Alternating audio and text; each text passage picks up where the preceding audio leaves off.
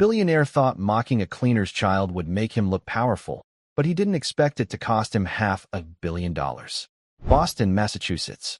A city built on power, history, and wealth. But inside one of its tallest glass towers, a single sentence would change everything. "It's a servant's kid," a billionaire sneered. The words hung in the air like poison. In that moment, a $500 million deal began to unravel, not because of numbers or contracts, but because of something far deeper. In a corner of the boardroom sat Maya, just 10 years old, clutching her crayons as if they were her shield. She wasn't supposed to be there. She wasn't supposed to matter. But what happened next proved that character, not money, decides the future. This is the story of how a billionaire lost everything, how a little girl's silence became louder than his empire, and how one family's quiet dignity toppled a giant. Just before we dive in, let us know in the comments where you're watching from today. We love seeing how far these stories reach. And make sure you're subscribed so you don't miss tomorrow's special video. Now let's jump back in. Enjoy the story. A little girl's silence in a grand room held more power than a billionaire's fortune. She was there because her mother had to clean the floors, but she would leave after cleaning the entire room of its pride. The city of Boston woke up slowly, the sun stretching its golden fingers over brick buildings and quiet streets. In a small, tidy apartment filled with the scent of lemon polish and brewing coffee, 10-year-old Maya sat at the kitchen table. Her blonde hair was neatly braided, falling over the shoulder of her simple blue dress. She carefully colored a picture in her book, her small hands steady. Her lines were precise, staying inside the drawing of a mighty castle with a tall, protective wall. Her mother, Helen, moved around the kitchen with a quiet efficiency. Helen was a woman whose hands told the story of her life, strong, capable, and a little tired. She worked as a cleaner for one of the city's most powerful corporations, Taunted Industries. Today was different, though. A Saturday. The school was closed for a teacher's workday, and the neighbor who usually watched Maya had the flu. So, Maya was coming with her. "Are you ready, my little star?" Helen asked, her voice soft as she placed a piece of toast on a plate for Maya. Maya looked up and smiled, a gentle, bright smile that always made her mother's heart feel a little lighter. "Yes, Mama." Helen sat down for a moment, her gaze lingering on her daughter. Maya was a quiet child. She didn't speak much, but she saw everything. Her eyes, a deep and thoughtful blue, seemed to understand things most children her age didn't. Helen often thought Maya had an old soul, a quiet strength that reminded her of family stories passed down through generations. "You'll have to be very quiet today, sweetheart," Helen said, stroking Maya's braid. "The office is usually empty on Saturdays, but Mr. Thornton has a very important meeting. I just need to make sure the main conference room is perfect before his guests arrive." "The big glass room on the top floor?" Maya asked, her voice barely a whisper. "That's the one," Helen confirmed. "You can sit in the corner with your coloring book. You'll be so quiet, they won't even know you're there." Maya nodded. She was good at being quiet. She preferred it. She liked to watch and listen, to see how the world worked without making a sound. As they got ready to leave, Helen paused in front of a small, framed photograph on the wall. It showed a woman in a crisp military uniform, her expression firm but her eyes kind. "Who is that again, Mama?" Maya asked, though she already knew the answer. She loved the story. "That," Helen said with a soft pride, "is your great-aunt Catherine, my grandmother's sister. She was a hero." Maya looked at the picture. Great-aunt Catherine looked strong, not loud or flashy, but solid, like the foundation of a house. Helen had told her stories of how Catherine served as a nurse in the war, how she saved dozens of lives not with a weapon, but with courage and calm hands. She was a legend in their family, a symbol of quiet, unbreakable integrity. She always said that a person's worth isn't in what they have, but in what they are, Helen murmured, more to herself than to Maya. "Character is the only thing you truly own." She then straightened her shoulders, as if drawing strength from the memory. "All right, little star. Let's go." The journey downtown was like traveling to another world. Their quiet, leafy neighborhood gave way to the towering steel and glass giants of the financial district. Helen held Maya's hand tightly as they walked through the grand, marble lobby of the Taunted Industries Tower. The air inside felt different, cold, still, and smelling of money. The security guard, A kind man named Walter with a friendly mustache smiled when he saw them. "Morning, Helen. And who's this lovely assistant you've brought today?" "This is my daughter, Maya," Helen said. "My sitter was unwell. I hope it's all right." "Of course," Walter said, waving them through. "She'll be a ray of sunshine in this place. Don't you worry." They rode the elevator up to the 50th floor. The ride was silent and fast, making Maya's ears pop. When the doors opened, they stepped into a space that was the exact opposite of their cozy apartment. The floors were polished black stone, the walls were covered in abstract art, and the ceiling was so high it felt like the sky. It was beautiful, but it had no warmth. The conference room was at the end of the hall. It was a cavern of glass, offering a stunning view of the entire city. A long, dark wood table stretched across the room, surrounded by 20 imposing leather chairs. Helen got to work immediately, her movements practiced and swift. She wiped down the table until it shone, adjusted each chair so it was perfectly aligned, and made sure the water pitchers were full and spotless. Maya found a small, out-of-the-way chair in the corner, far from the head of the table. She sat down, opened her coloring book, and chose a bright yellow crayon to begin filling in the sun above her castle. The room was silent except for the soft sounds of her mother's work and the distant hum of the city below. From her corner, she could see everything. She felt like a little mouse, hidden and watching the world of giants. She didn't know that in just a few hours, this very room would become a battlefield, and her quiet, steady presence would be the most powerful weapon of all. Helen finished her work just as the private elevator chimed. "They're here," she whispered, giving Maya's shoulder a gentle squeeze. "Remember, quiet as a mouse." She gave her daughter a reassuring smile before slipping out of the room through a service door, leaving Maya alone in the vast, silent space. Maya kept her head down, her yellow crayon moving in small, even strokes. The main doors to the conference room swung open. The first person to enter was a man who seemed to fill the entire doorway. He was tall and broad, with silver hair and a suit so sharp it looked like it could cut glass. This was Harrison Thornton, the billionaire owner of the company. His face was set in a permanent scowl, as if he was constantly displeased with the world. He didn't seem to notice Maya at all. He strode to the head of the table, placing a leather briefcase down with a loud thud that echoed in the quiet room. He was followed by his wife, Beatrice, a woman who glittered. Her jewelry caught the light, and her perfume filled the air with a heavy, sweet scent. Her eyes, however, were as cold as the glass walls. They were the first to see the small girl in the corner. Beatrice stopped, her perfectly painted lips twisting into a frown of distaste. "Harrison, what is that?" she asked, her voice sharp and loud. She pointed a long, manicured finger directly at Maya. Harrison Thornton finally looked over. His eyes scanned Maya from her simple dress to her worn sneakers. He didn't see a child. He saw something that didn't belong in his world. "It's a child," he grunted, turning to his assistant who had just scurried into the room. "Why is there a child in my boardroom? Did one of the cleaners bring their offspring to work? Get it out of here." The word "it" hung in the air, cold and cruel. Maya's hand froze on her coloring book. She didn't look up, but she could feel their eyes on her. She felt herself shrink, wanting to become even smaller, to disappear into the chair. Her heart started to beat a little faster, a tiny drum against her ribs. Before the assistant could respond, a young man sauntered into the room. He was a younger version of his father, with the same arrogant posture but with a smirk that never left his face. This was Carter, the Thornton's son. Well, what do we have here?" Carter said, walking over to Maya's corner. He loomed over her, casting a shadow on her coloring page. He peered down at her drawing of the castle. "Look at that, playing with crayons. How cute." He reached down and plucked the book from her hands. Maya's head snapped up, her blue eyes wide with alarm. "A castle," Carter said with a mocking laugh, showing the book to his parents. "I suppose this is the biggest house she's ever seen, even on paper." Beatrice let out a tinkling, unpleasant laugh. "Don't be mean, Carter. Her mother probably lives in some dreadful little box. This is a fantasy for her."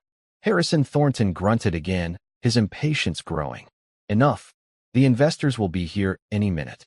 Get rid of the girl and her things." Carter smirked, holding the coloring book just out of Maya's reach as she stood up to get it back. "You want this?" he taunted.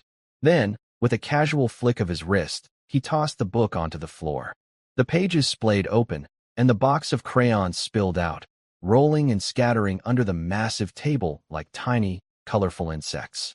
Maya stared at her scattered crayons. She didn't cry. She didn't make a sound.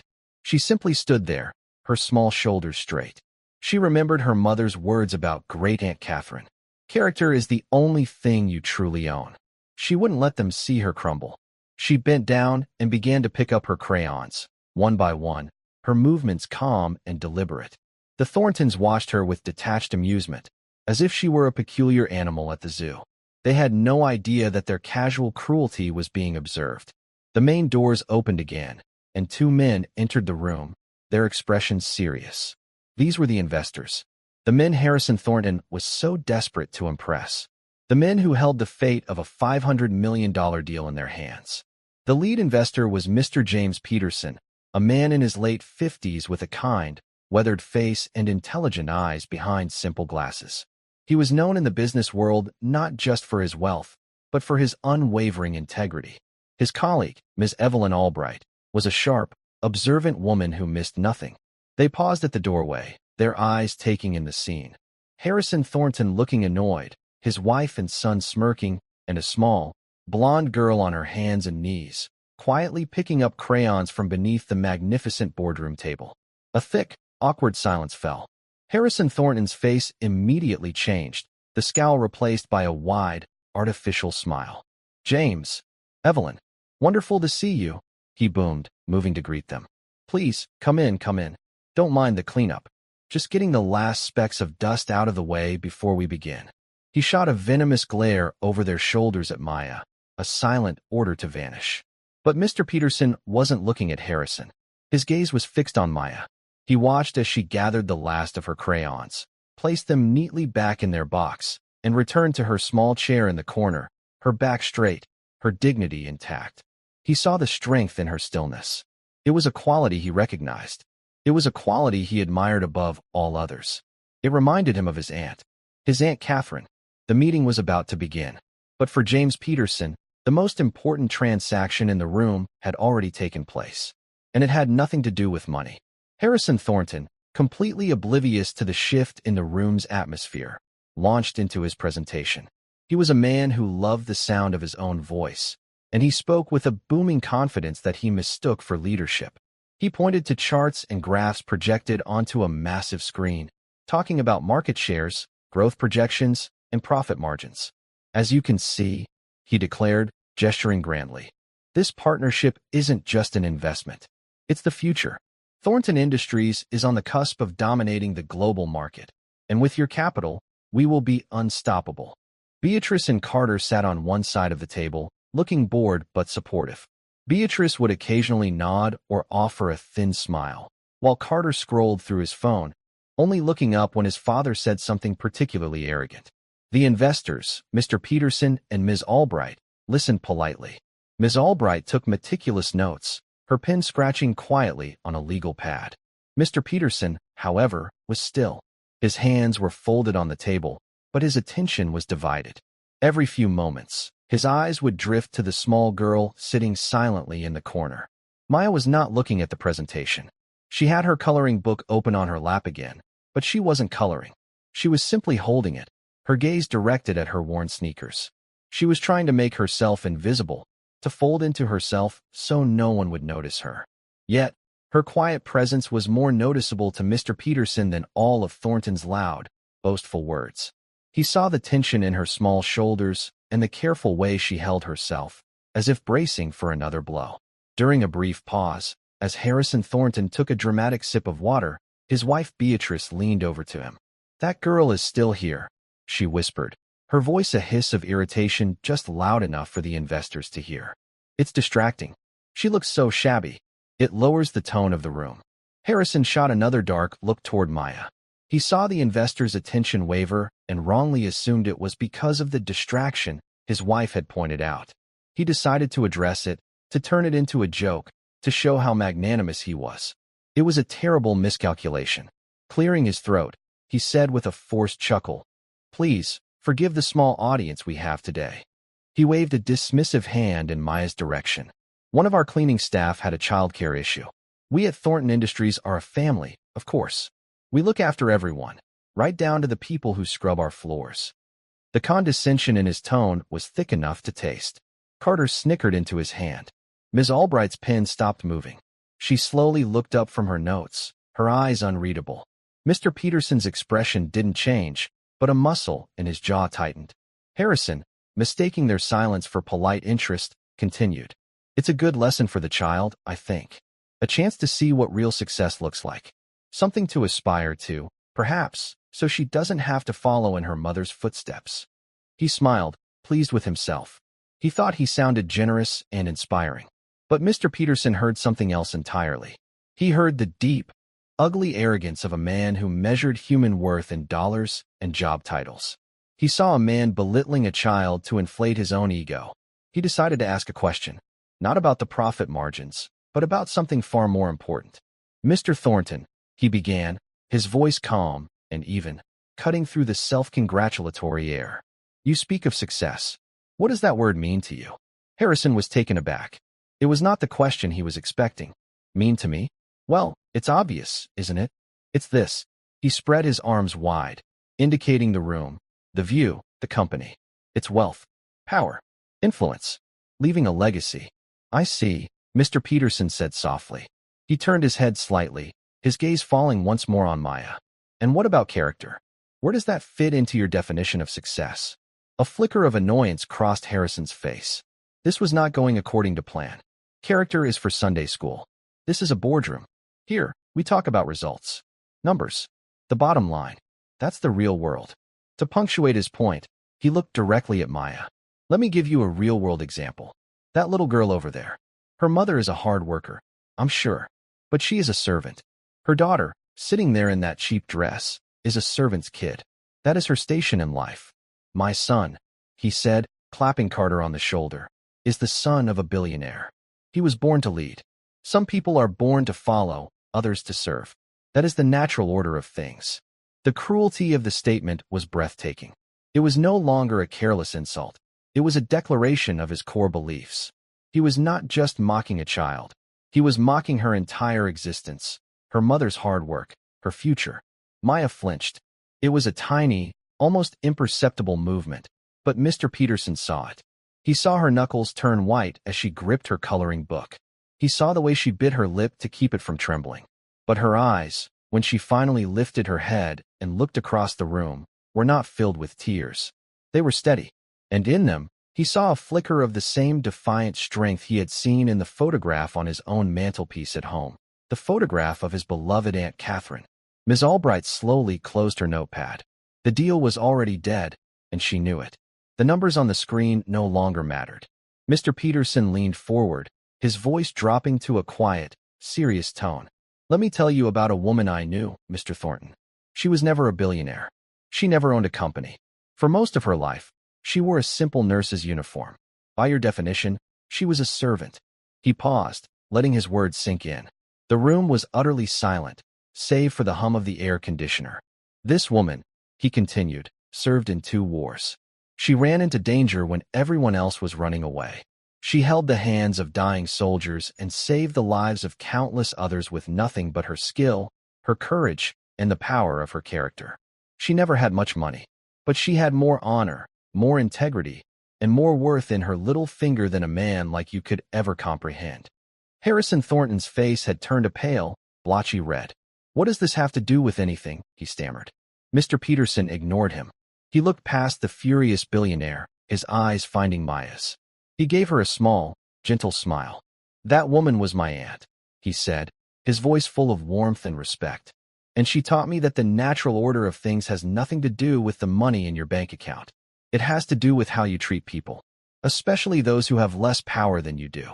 He then stood up, his tall frame casting a long shadow across the polished table. Ms. Albright rose with him. Mr. Thornton, Mr. Peterson said, his voice now firm and clear, ringing with finality. We are no longer interested in this deal. We cannot, in good conscience, invest in a company led by a man with such a profound poverty of character. He turned his back on the stunned billionaire and walked toward the corner of the room where Maya sat, frozen in her chair. He knelt down in front of her, so they were at eye level. His movements were slow and gentle, as if approaching a frightened bird. "What's your name, little one?" he asked kindly. Maya hesitated for a second, then found her voice. It was small but clear. "Maya," she whispered. "That's a beautiful name, Maya," he said. "My name is James. It's very nice to meet you." He glanced at the picture of the castle in her lap. "That's a fine-looking castle. Does it have a name?" Maya shook her head. "Well," Mr. Peterson said with a twinkle in his eye, "every strong castle needs a strong name. How about Fortitude?" Maya looked at him, a glimmer of a smile touching her lips for the first time. Behind them, the world of Harrison Thornton was beginning to crumble. He stood speechless, his mouth opening and closing like a fish. Beatrice looked horrified, her perfectly made-up face a mask of shock. Carter had finally put his phone down, his usual smirk replaced by a look of utter disbelief. "You can't be serious." Harrison finally sputtered, finding his voice. "Over a child? A servant's kid? This is a $500 million deal." Mr. Peterson stood up and turned to face him, his expression now cold as steel. "You are mistaken, Mr. Thornton," he said, his voice echoing in the silent room. "You think this is about her. It is not. It is about you. You have shown us who you are today, and we don't invest in men like you." He reached into his pocket and pulled out a simple, elegant business card. He walked back to Maya and handed it to her. "Maya," he said softly, "please give this to your mother. Tell her James Peterson would be honored to speak with her." With a final, dismissive glance at the Thorntons, Mr. Peterson and Ms. Albright walked out of the conference room, the doors swinging shut behind them with a quiet, decisive click. For a long moment, no one moved. The presentation still glowed on the screen, a monument to a future that had just vanished. Then, Harrison Thornton let out a roar of fury. He swept a stack of papers off the table, sending them flying across the room. "Do you know what you've done?" he screamed, though it wasn't clear who he was yelling at. His wife? His son? Or the small, silent girl in the corner who had brought his empire to its knees without saying a word? Maya clutched the business card in her hand. It felt heavy, important. She looked from the enraged billionaire to the closed doors where the kind man had disappeared. And in that moment, she understood the lesson her mother had tried to teach her, the one passed down from her great-aunt Catherine. True strength wasn't loud. It wasn't mean or boastful. It was quiet. It was steady. And it was more powerful than all the money in the world. The silence that followed the investor's departure was heavier and more crushing than the billionaire's rage. It pressed down on the room, suffocating the last of the afternoon light that streamed through the glass walls. Harrison Thornton stood panting, his face a mask of disbelief and fury. The scattered papers at his feet were like fallen leaves after a storm, the remnants of a future that had just been torn apart. Beatrice was the first to speak, her voice a high-pitched, trembling thing. "Harrison, what just happened? Did they really just leave? Over that child?" She gestured toward Maya, her hand shaking so much her bracelets rattled like a frightened snake. "He called me a man with a poverty of character," Harrison bellowed, slamming his fist on the table. The sound cracked through the room, making Maya jump. "Me? Harrison Thornton? After everything I've built? Destroyed by a cleaner's brat?" He rounded on Maya, his eyes blazing with a terrible fire. For a moment, she thought he might lunge at her. He took a step forward, his finger jabbing in her direction. You did this. Sitting there with your pathetic little drawings. You brought this curse into my boardroom." Carter, who had been silent until now, finally spoke up, a whine in his voice. "Dad, it wasn't her. It was that old guy. He was weird. Going on about his aunt or something." "Don't be a fool, Carter." Harrison snapped, turning his rage on his son. "It's about appearances. Perception. We looked weak, having her in here. It made us look charitable. And nobody invests $500 million in charity." Just then, the service door opened, and Helen stepped back into the room. She held a fresh bottle of cleaning spray, ready to do a final check. She stopped dead, her eyes widening at the scene before her. The scattered papers, Mr. Thornton's terrifying expression, her daughter standing small and pale in the corner. Is everything all right, Mr. Thornton?" she asked, her voice faltering. Harrison whirled around to face her. "All right," he roared, his voice dripping with venom. "No, Helen, everything is not all right. In fact, everything is ruined. And it's all your fault." Helen shrank back, clutching the bottle to her chest like a shield. My fault, sir. I don't understand. You brought your child to my office, he yelled, stalking toward her. On the day of the most important meeting of my life. Her presence, her poverty, it cost me everything. Beatrice joined the assault, her voice sharp and cruel. We have rules, Helen. This is a place of business, not a daycare. But I suppose we can't expect people like you to understand professionalism. Helen looked from their twisted faces to her daughter. She saw the fear in Maya's eyes, but she also saw that same quiet strength, that refusal to break. It gave her courage. She straightened her back, her own resolve hardening. I am a professional, Mrs. Thornton, she said, her voice low but steady. I have worked for this company for 8 years. I have never missed a day. I have never been late. My work has always been perfect. Today my sitter was ill. I had no choice. I made sure my daughter would be no trouble. No trouble. Harrison laughed, a harsh, ugly sound. She just cost me $500 million. I call that trouble. You're fired, Helen. Get your things and get out of my building. And take your little curse with you. Helen flinched as if struck. Fired. After 8 years of loyal service. 8 years of scrubbing floors on her hands and knees. Of being invisible. Of making sure their world was polished and perfect. All of it was gone in an instant. But as she looked at her daughter, a strange sense of calm washed over her. She realized Harrison Thornton had not just fired her. He had freed her. Very well, Mr. Thornton, she said with a dignity that seemed to shock him into silence. She walked over to Maya, her steps even and unhurried. She knelt down, ignoring the furious billionaire and his family. She looked into her daughter's eyes.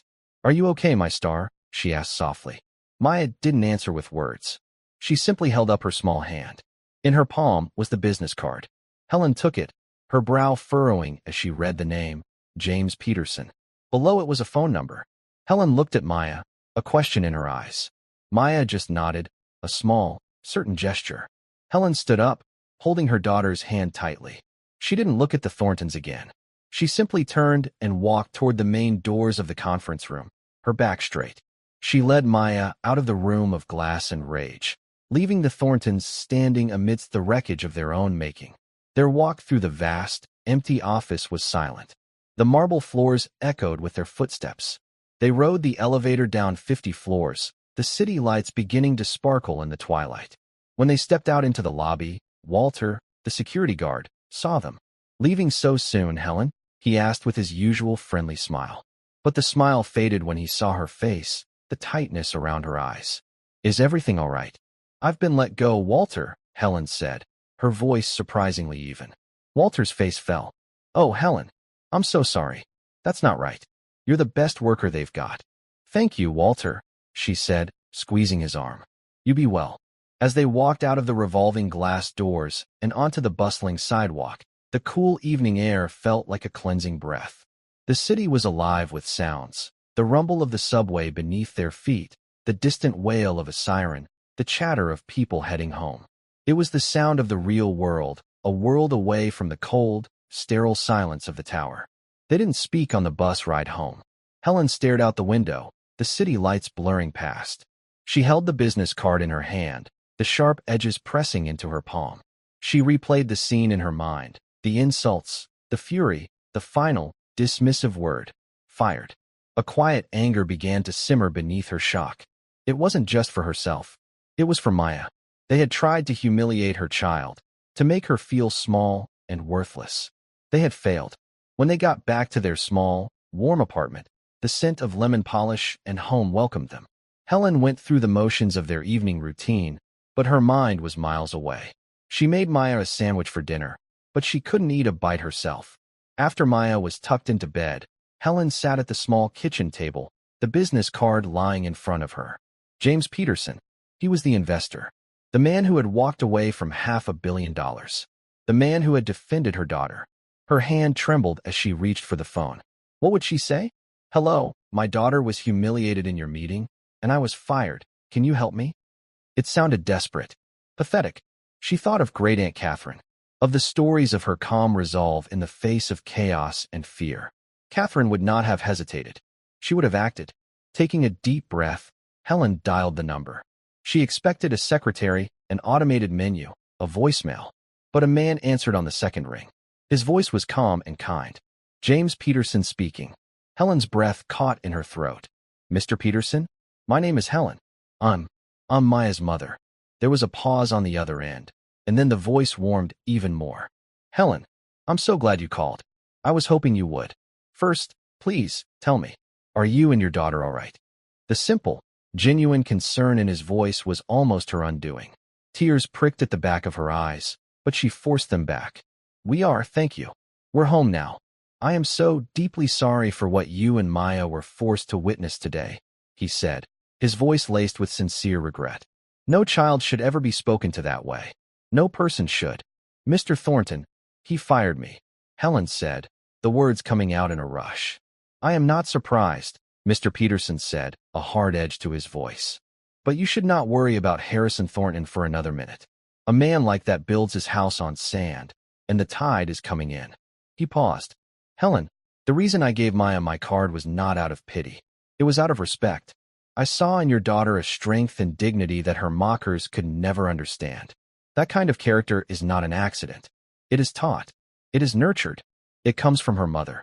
Helen was speechless. I have a proposition for you, he continued. It's not a handout. It's a job offer. My own executive assistant is retiring at the end of the month. It's a demanding position, but it pays well and has excellent benefits. The most important qualifications for the job are not a fancy degree or a long resume. They are integrity, discretion, and character, qualities which I believe you possess in abundance. Would you be willing to come in for an interview on Monday? Helen sank into her chair, the phone pressed hard against her ear. An interview, a job, a new life, offered to her in the wreckage of the old one.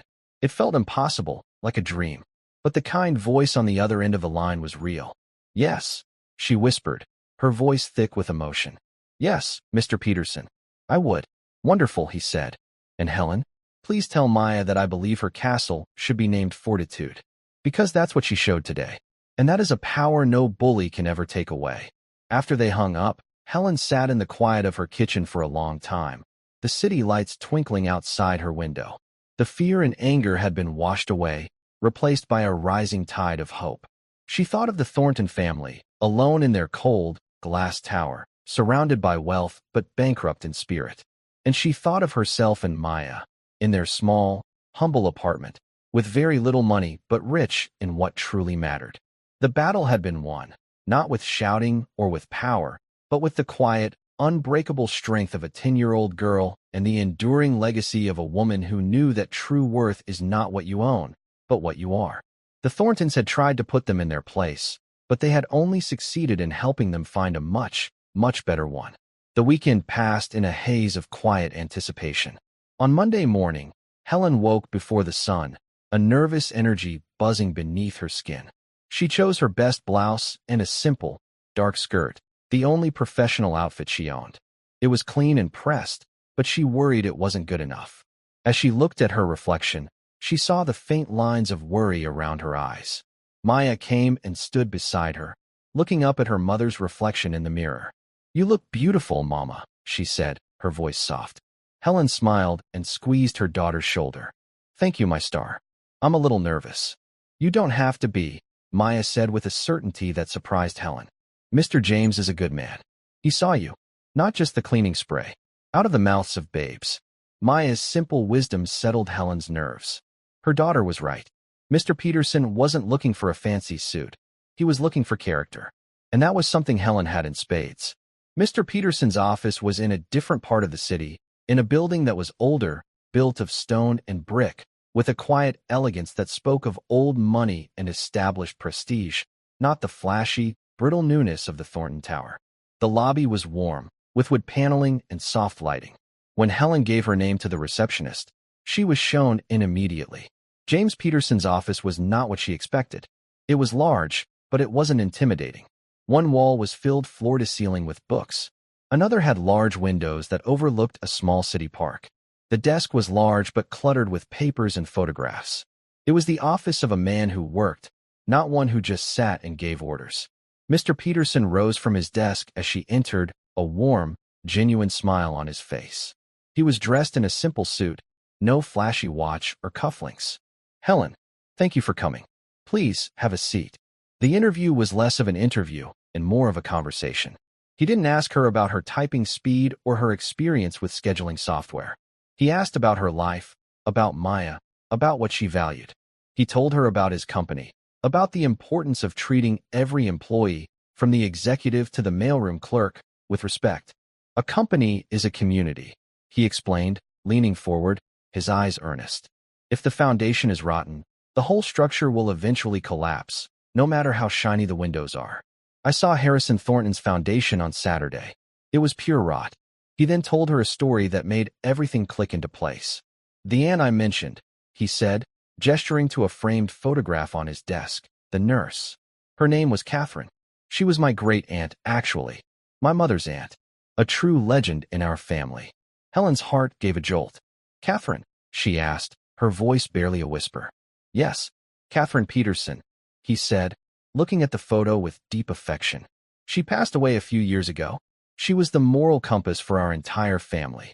Helen felt a dizzying sense of connection, a feeling that fate was weaving a thread she couldn't see. Mr. Peterson, she said slowly, my great-aunt was also a war nurse. A hero in our family. Her name was Catherine, too. James Peterson looked at her, his eyebrows raised in surprise. What was her last name? Miller, Helen replied. Catherine Miller. A look of dawning recognition spread across James's face. He stood up and walked to a bookshelf, pulling down a thick, leather-bound photo album. He flipped through a few pages and then brought it over to Helen, pointing to a black-and-white photograph. The picture showed a group of young nurses in their crisp uniforms, standing in front of a medical tent. They were smiling, despite the exhaustion in their eyes. In the center of the group were two women, their arms linked. One was a younger version of the woman in the photo on James's desk. The other, Helen gasped. It was the same woman from the photograph in her own living room. Her great-aunt Catherine. They were best friends, James said softly, a note of awe in his voice. Catherine Miller. My aunt talked about her all the time. She called her Millie. She said Millie was the bravest person she ever knew. They served together for 3 years. They saved each other's lives more than once. Helen stared at the photograph, her mind reeling. The two Catherines. Two quiet heroes from two different families, linked by courage and friendship decades ago. And now, their descendants were sitting in an office, brought together by an act of cruelty and a child's quiet dignity. It was almost too much to comprehend. It seems, James said, his voice thick with emotion, that our families were meant to cross paths again. He closed the album gently. Helen, the job is yours if you want it. It would be an honor to work with a member of Catherine Miller's family. Helen accepted, her heart so full she could barely speak. She started the following week. The work was challenging, but she was a fast learner. For the first time in her life, she felt seen. Her opinions were valued. Her intelligence was respected. She wasn't just the woman who cleaned the floors. She was Helen, the capable and indispensable executive assistant to the CEO. Meanwhile, the fallout at Thornton Industries was catastrophic. The story of the disastrous meeting leaked. An anonymous source, Ms. Albright, perhaps, told a reporter from a major business journal about the billionaire who mocked a cleaner's child and lost a $500 million investment because of his poverty of character. The phrase went viral. Harrison Thornton became a symbol of corporate arrogance and cruelty. His company's stock plummeted. Other investors got nervous and started pulling out. He was forced to issue a public apology, a stiff, insincere statement that only made things worse. Carter's and Beatrice's names were dragged through the mud in gossip columns and on social media. The Thornton family, who had lived their lives in a bubble of wealth and privilege, were suddenly exposed to the harsh judgment of the world they so despised. Their empire, built on a rotten foundation, was beginning to crumble. About a month after starting her new job, Helen received a package at the office. It was a large, flat box. When she opened it, she found a beautifully framed, professional portrait. It was a drawing of a magnificent castle, strong and proud, with a bright yellow sun shining over it. At the bottom, in elegant script, were the words, Fortitude Castle. It was Maya's drawing, the one from the coloring book, expertly rendered and preserved. Attached was a note from James Peterson. It read, Helen, a reminder of the day a queen and a princess taught a fool a lesson about the true meaning of power. Thank you. James. That evening, Helen hung the picture in their living room, right next to the photograph of her great-aunt Catherine. The two images, the uniformed nurse and the child's drawing, seemed to belong together. They were symbols of the same thing, a quiet, unyielding strength that could face down any darkness and emerge, not only unbroken, but victorious. Maya stood beside her, looking up at her drawing. "It looks like a real castle now, Mama," she said. "It always was, my star," Helen replied, pulling her into a hug. "It always was." In the end, the Thorntons' grand glass tower was just a building. It was cold, empty, and fragile. But Maya's castle, built with crayons and courage, and defended by love and integrity, that was a fortress. And it would stand forever. The weeks that followed were a slow, public unraveling for the Thornton family. The phrase, poverty of character, clung to Harrison Thornton like a second skin. It was the headline of the Business Journal article, the punchline in late-night monologues, the hashtag that trended for days on social media. His carefully constructed image as a titan of industry was shattered, replaced by a caricature of a cruel, out-of-touch bully. Harrison tried to fight it. He hired a high-priced public relations firm that advised him to go on a humility tour. He sat for a painfully awkward television interview, his face caked in makeup, his smile as artificial as the potted plant on the set next to him. He spoke of his deep regret and his commitment to learning, but his eyes were cold and dead. The public saw right through it. The host asked him, point blank, "Mr. Thornton, have you reached out to the mother and child you publicly humiliated?" Harrison stammered, caught off guard. My people have made attempts to locate them, to offer compensation." It was a lie. He had done nothing but rage within the walls of his penthouse. The host's polite smile didn't waver, but her follow-up was devastating. "So, you haven't spoken to them yourself? You haven't apologized to a 10-year-old girl for calling her a curse?" The clip went viral, sealing his fate as a pariah. The financial consequences were swift and brutal. The stock price of Thornton Industries, once a symbol of unshakable strength, now fell daily. Board members, facing pressure from their own circles, began to distance themselves. Longtime business partners suddenly found reasons to delay or cancel contracts. The $500 million deal with James Peterson's firm had been a linchpin for a massive expansion project. Without that capital, the entire project collapsed, taking with it the promise of future profits and the company's reputation for infallible success. The rot spread to the family's personal lives. Beatrice, who lived for her status in the city's high society, found her invitations drying up. The charity board she sat on suddenly requested her resignation, citing vague scheduling conflicts.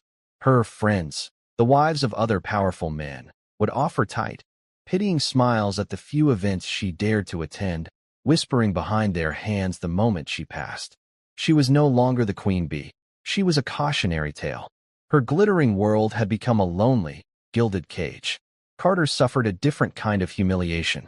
His friends, the sons of other wealthy families, began to mock him, calling him Prince Poverty.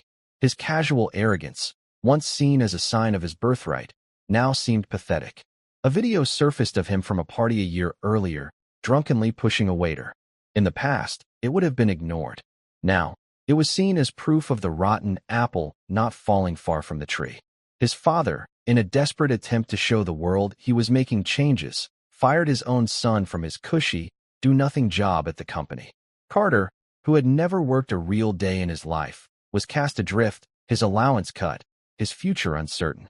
The Thornton penthouse, once a hub of power and influence, became a tomb. The three of them would drift through the cavernous rooms, the silence broken only by the sound of Harrison's furious phone calls or Beatrice's quiet weeping. They turned on each other, their conversations laced with blame and resentment. "This is your fault, Harrison," Beatrice would cry. "Your ego. You couldn't just leave the child alone." "My fault," he'd roar back. "You're the one who called her shabby. You're the one who couldn't stand the sight of a poor person in your precious boardroom."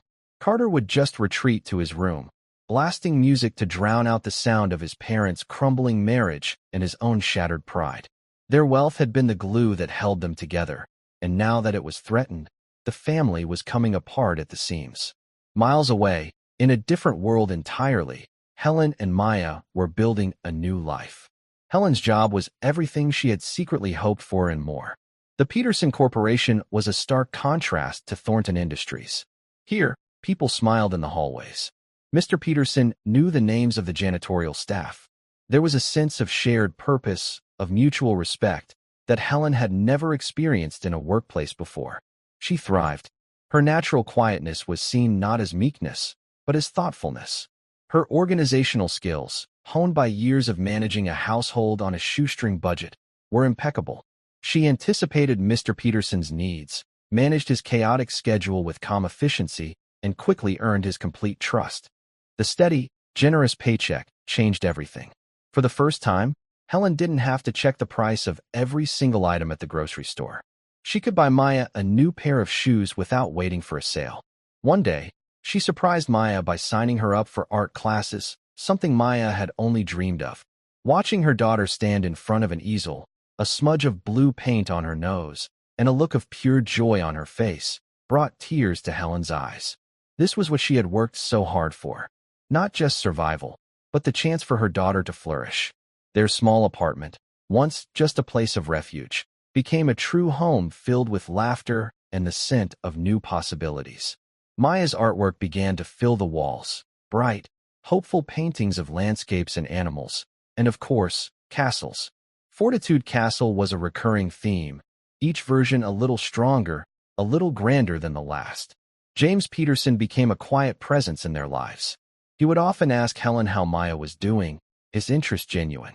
Learning about her love for art, he arranged for them to have a private tour of the city's art museum, led by the chief curator herself.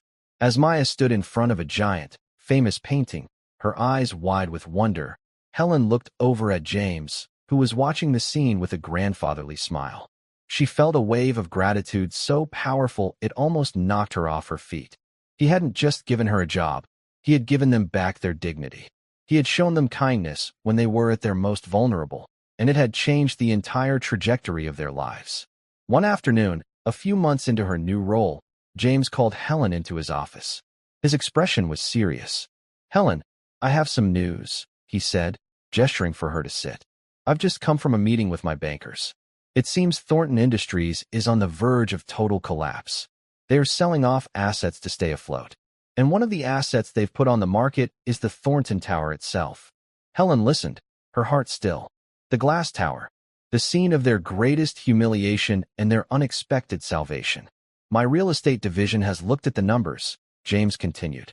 "It's a prime piece of property, and they're selling it for a fraction of its worth. We're going to buy it." Helen blinked, unsure of how to react. James leaned forward, a thoughtful look on his face. "A building is just a building, Helen. It's the people inside that give it its character. That tower has been a symbol of arrogance for too long. I'd like to turn it into a symbol of something else." He paused, then added, "The 50th floor, the executive suite. I'm going to be turning it into a nonprofit foundation. A foundation dedicated to providing educational scholarships and opportunities for underprivileged children in this city." He let the words sink in. "And I need someone to run it. A director. Someone with integrity, compassion, and first-hand knowledge of the struggles these families face. Someone who understands the importance of character over capital." He looked directly at Helen. "I want you to be the executive director of the Peterson Foundation." Helen was stunned into silence. Her, the former cleaner, running a multi-million-dollar foundation? It seemed impossible. "Mr. Peterson, James, I don't know what to say. I don't have the experience. I didn't even go to college." "You have a PhD in life, Helen," he said gently. "You have raised an extraordinary daughter on your own. You have faced down bullies and navigated hardship with a grace I have seldom seen. You are the most qualified person I know." He stood up and walked to the window, looking out at the city. "That office, where Harrison Thornton tried to make your daughter feel small, will become a place where children like her are given the tools to grow as big as their dreams. There is a beautiful justice in that, don't you think?" Tears streamed down Helen's face, but for the first time in a long, long time, they were tears of pure joy. She thought of her great-aunt Catherine, who had spent her life helping others. She thought of Maya, and of all the other Mayas in the city, quiet children with big hearts and bigger dreams, who just needed a chance. "Yes," she said, her voice clear and strong, the voice of a director. "Yes, I will." A few weeks later, on a crisp autumn afternoon, Helen found herself riding the silent, swift elevator up to the 50th floor of the newly renamed Peterson Tower. This time, she wasn't wearing a cleaner's uniform. She was wearing a smart, professional suit, a gift from James. And she wasn't alone. She was holding Maya's hand. When the doors opened, the floor looked different. The cold, abstract art was gone, replaced with bright, cheerful paintings. The imposing black furniture was being moved out.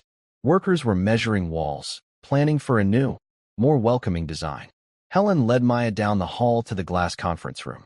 It was empty now. The long, dark table was gone. The 20 imposing chairs were gone. It was just a large, open space, filled with sunlight. They walked to the corner where Maya had once sat, trying to make herself invisible.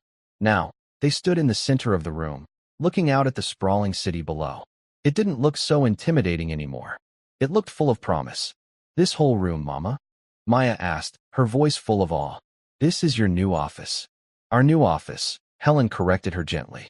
"This is where we are going to help a lot of children, my star. We're going to build new castles for them." As they stood there, a movement at the far end of the floor caught Helen's eye. A man was being escorted out by security. He was stooped, his shoulders slumped in defeat. His suit, though expensive, was rumpled. It was Harrison Thornton, there to collect the last of his personal effects. He saw them. For a brief, terrible moment, his eyes met Helen's across the vast, empty space. She saw no anger in his gaze anymore, just a hollow, echoing emptiness. The look of a man who had everything, and now had nothing.